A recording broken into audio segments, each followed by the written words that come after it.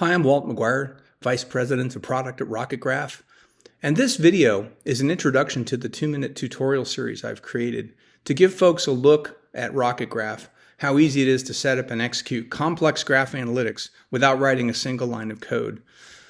For those of you who know the graph space, it's quite crowded today. There are a number of players, and most of them sell themselves as a graph database, and that's fine, it is what it is. We're not that, because most of us have been around the analytics field for a very long time.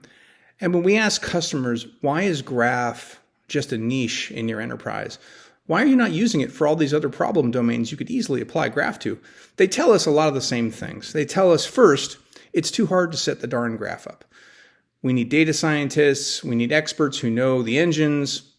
We have to tune the heck out of it. We don't have enough of those people, so we have to limit the availability of this stuff to a very small segment of problems across our business. Second is, they tell us, once it's set up, it doesn't scale.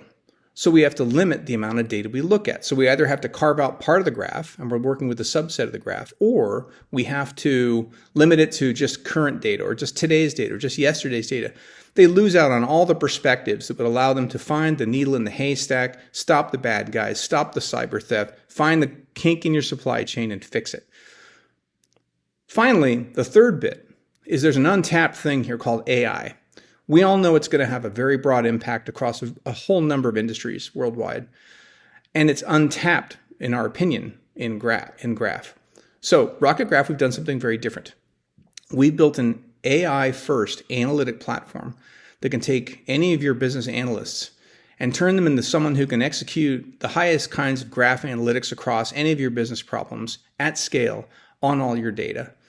That's what this video series is made to highlight for you. And I had fun making the videos, so I hope you have fun watching them, and thank you for your time.